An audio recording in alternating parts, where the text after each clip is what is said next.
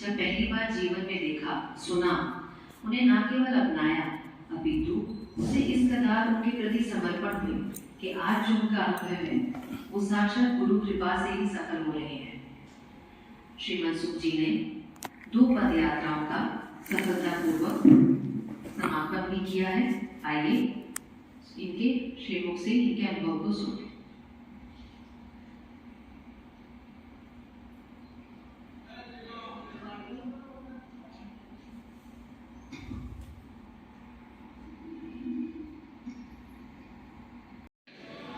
वनपरिया अहमदाबाद।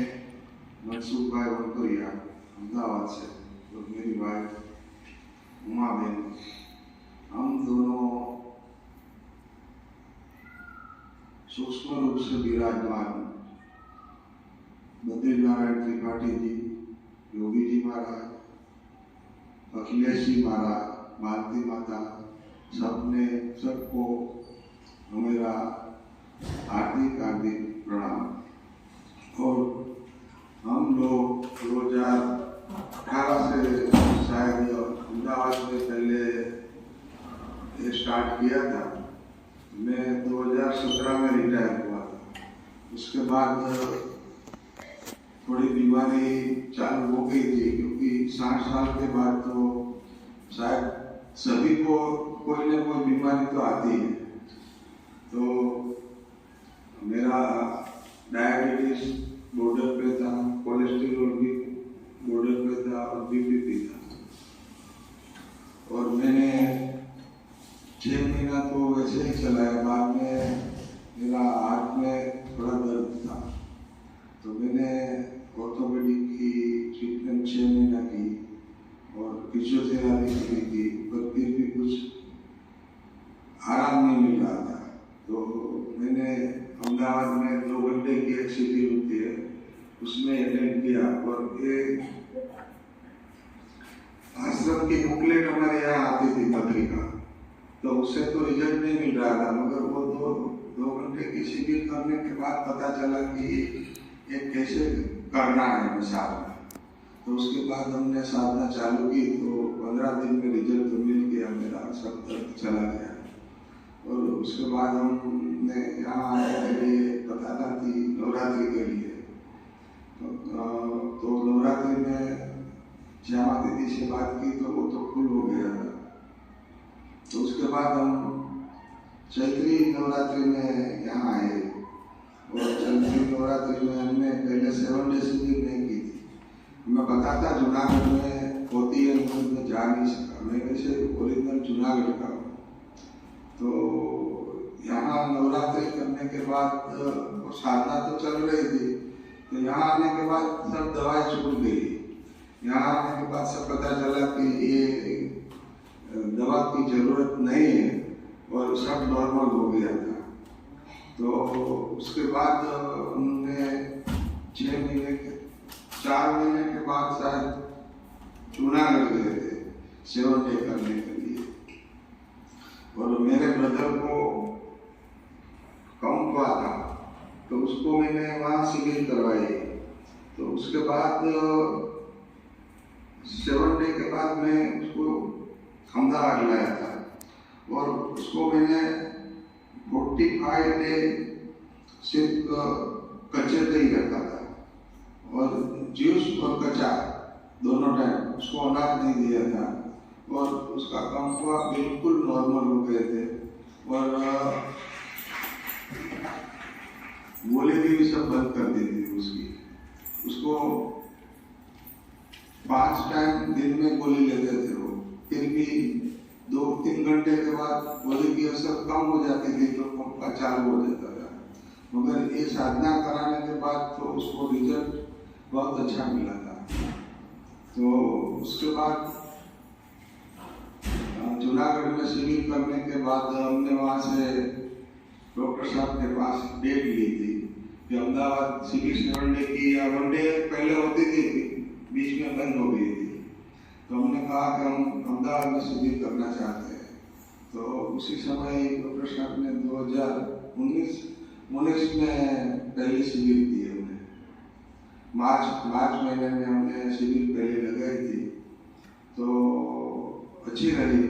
पहले शिविर में मेरा प्रोग्राम बहुत अच्छा रहा और 350 शायद पहले शिविर में साधक आए थे और अब तक हम 5 शिविर लगा चुके हैं और 2 पद यात्रा का भी आयोजन किया है अहमदाबाद से अंबाजी और पिछले साल हमने व्रज का किया था।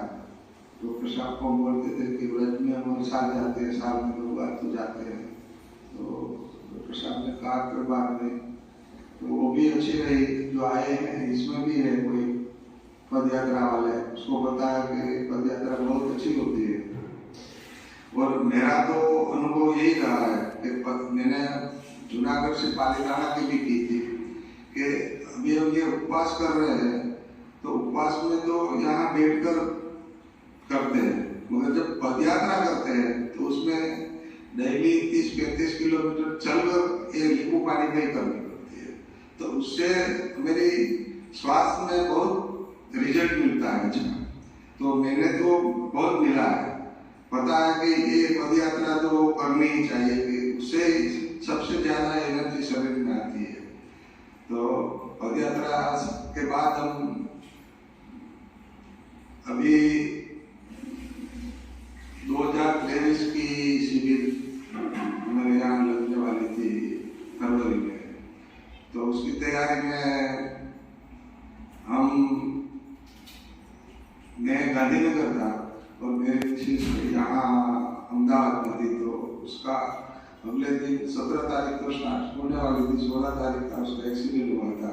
तो अब वो एक्सीडेंट के बारे में वो बाद में बताएगी। उससे पहले मेरे 2 बच्चे हैं, जैसे तो 3 बच्चे हैं, उसमें शिविर की थी। तो उसके पहले वो घर पे हमारे साथ कुछ साधना में पूरी तरह से जुड़े नहीं थे, मगर यहाँ जो बच्चों की शिविर की उसने, उसके बाद उसको पता है कि बच्चों के शिविर का फायदा खाना है, एनिमा कैसे लेना है, दशांश कैसे निकालना है, वो सब करने लगे। और उसके बाद तो कभी वो बीमारी नहीं पड़े, अगर बीमार पड़ते हैं तो वो अपने आप एनिमा ले लेते हैं और वमन भी कर लेते हैं और फास्टिंग भी करते हैं और उपवास भी करते हैं मेरे साथ। और अगर हम घर पे नहीं रहते तो वो भी जूस बनाकर अपने आप सब कर लेते हैं।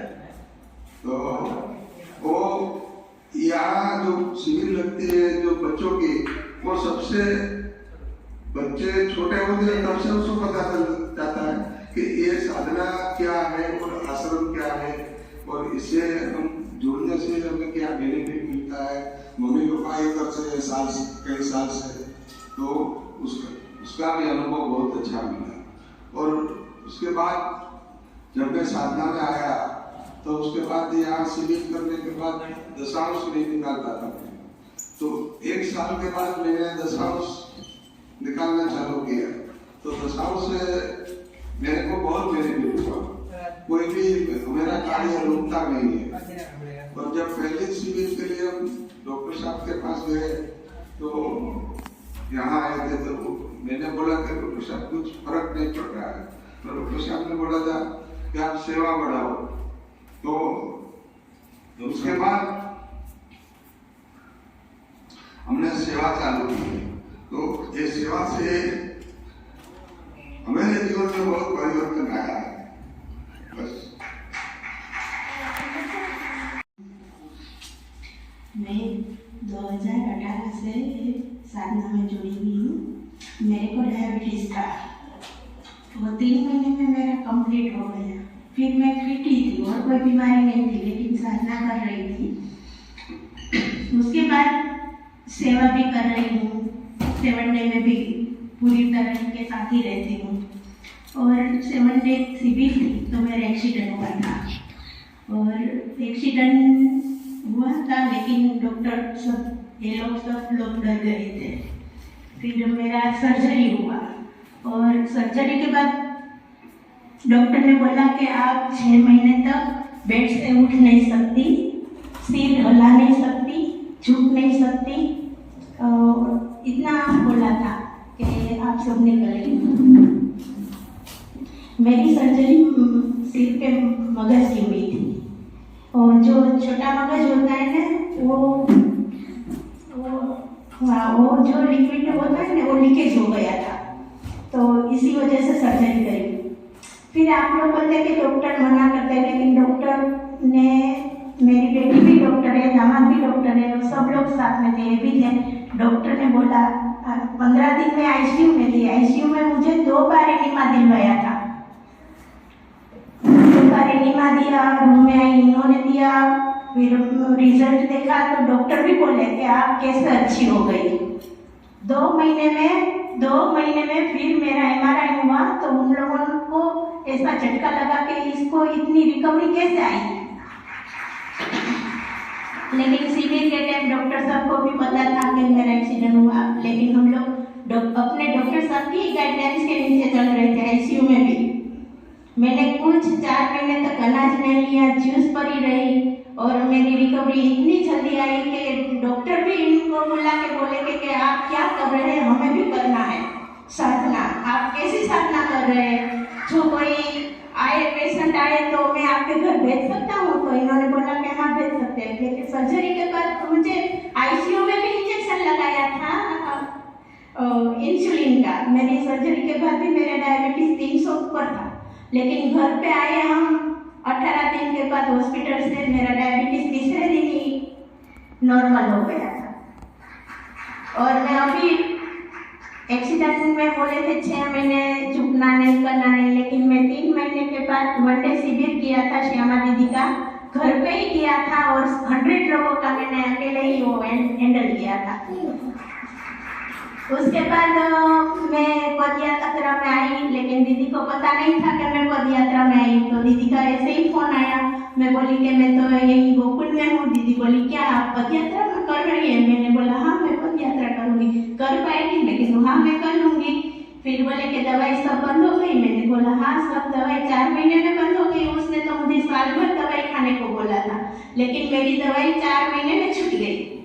इतना बेनिफिट मुझे मिला, और मैं तो इतनी आभारी हूँ डॉक्टर साहब की कि मैं इनके गाइडलाइंस पर ही अभी लेकिन जिम्मेदारी पूरी उठाती हैं और एकदम सरल स्वभाव, बिल्कुल निष्कपट भाव, मतलब एकदम प्योर हार्टेड ये महिला है। तो मेरा इनसे बहुत विशेष प्रेम है, क्योंकि बहुत अच्छा है इनका, मुझे लगता है एकदम साइलेंट साधना जिसको बोलते हैं ना, वैसी महिला है। तो ईश्वर की इनके ऊपर बहुत बड़ी कृपा है। धन्यवाद।